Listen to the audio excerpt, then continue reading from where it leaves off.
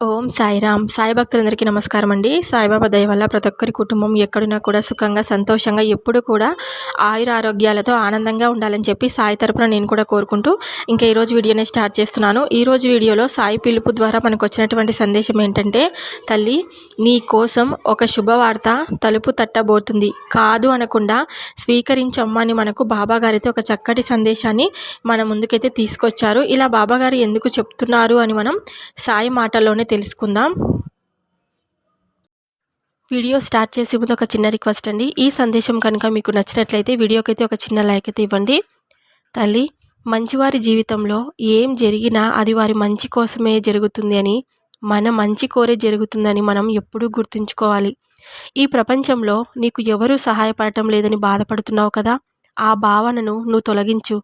నేనుండగా నీకు వేరొకరితో పని ఎందుకు చెప్పు?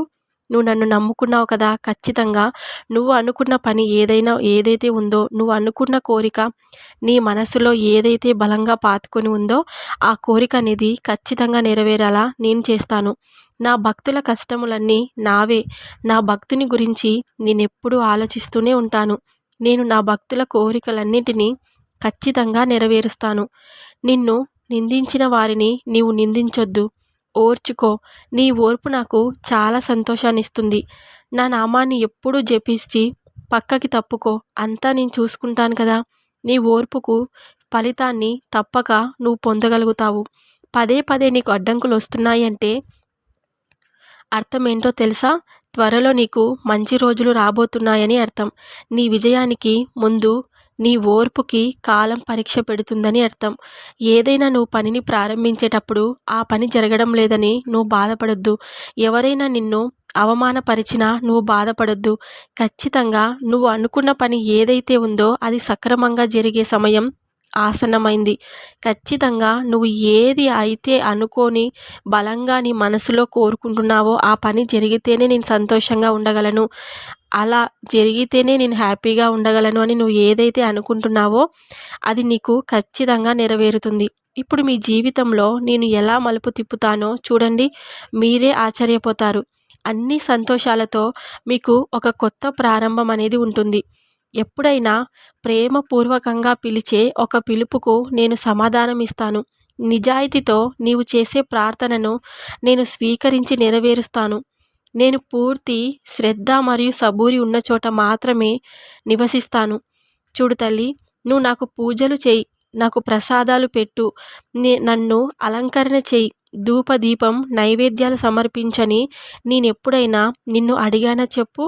అది నీ మానసిక ఆనందం కోసం, సంతృప్తి కోసం, నీ నమ్మకం కోసం నువ్వు చేస్తున్నావు. అవేమీ చేయలేదని, అదలా చేయలేని వారిని వదిలేయను.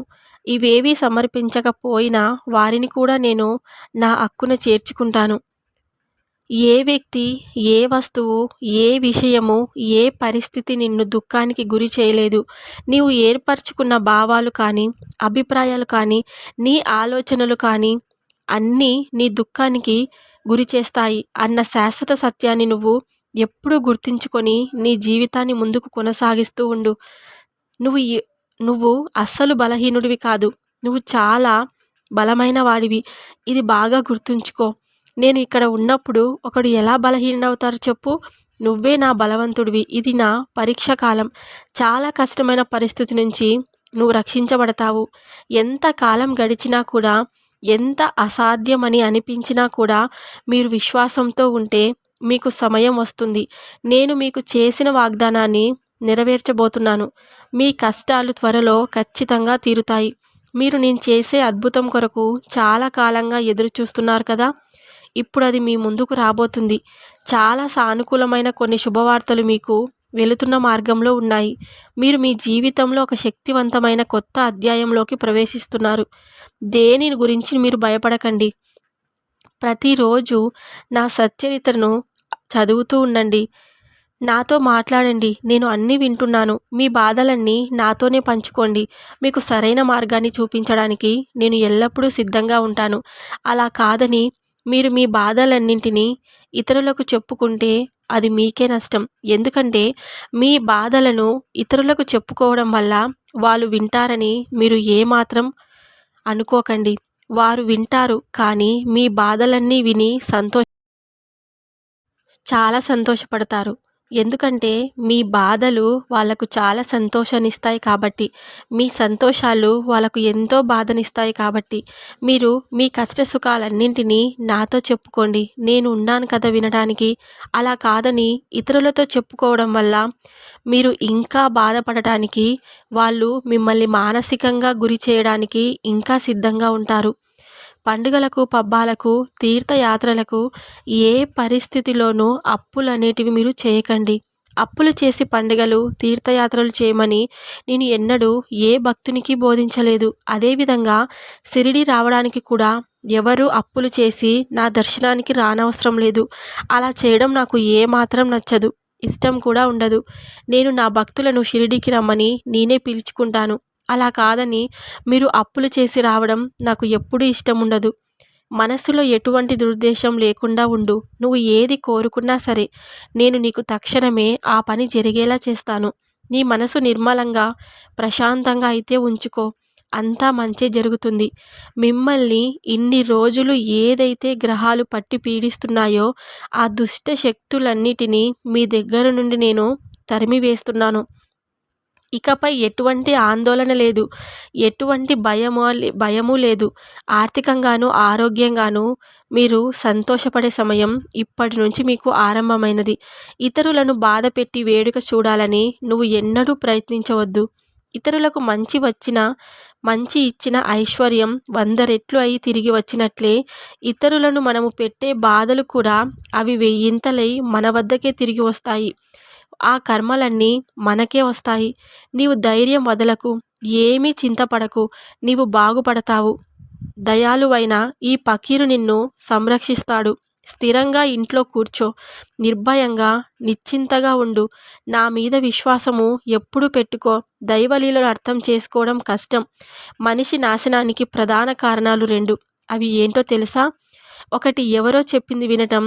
2 విన్నదాన్ని ఇంకొకరికి మరలా చెప్పటం. అలా చెప్పడం వల్ల నీపై నిందలు ఇంకా పెరుగుతాయి. నిన్ను ఎవరైతే పూర్తిగా నమ్మి ఆ విషయాన్ని నీకు చెప్పింటారో నువ్వు అదే విషయం వెళ్ళి ఇతరులకు చెప్పడం వల్ల నువ్వు చాలా అవమానపడతావు. ఇది మాత్రం ఎప్పటికీ మర్చిపోకు. నీవు ధైర్యం ఎప్పటికీ వదలకూడదు. ఎప్పుడూ చింతపడకు. నువ్వు ఖచ్చితంగా బాగుపడతావని నేను చెప్తున్నాను కదా. నిద్రలేని రాత్రులు గడపకు. నన్ను స్మరిస్తూ పడుకో. అంతా బాగానే ఉంటుంది. నాపై నమ్మకం ఉంచు. నన్ను ఎంత నమ్మితే నేను నిన్ను అంత హృదయపూర్వకంగా రక్షించగలను. ఈ పకీరు నిన్ను వదిలేశాడని నువ్వు ఎందుకు భయపడుతున్నావు చెప్పు? ఒక్కసారి నన్ను నమ్మి నువ్వు నా చేయి పట్టుకున్న తర్వాత నేను నిన్ను ఎలా వదిలిపెడతాను? నీ జీవితం నా బాధ్యత. నీ భారాన్ని నాపై వేయి. నీ కష్టాలన్నీ భరించడానికి నేను సిద్ధంగా ఉన్నాను. నా నామస్మరణ చేస్తూ ఉండు.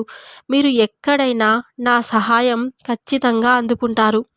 మీకు ఏదైనా బాధ మరియు ఇబ్బంది కలిగించే వారి దగ్గర నుంచి మీరు ఎల్లప్పుడూ కృతజ్ఞతతో ఉండాలి.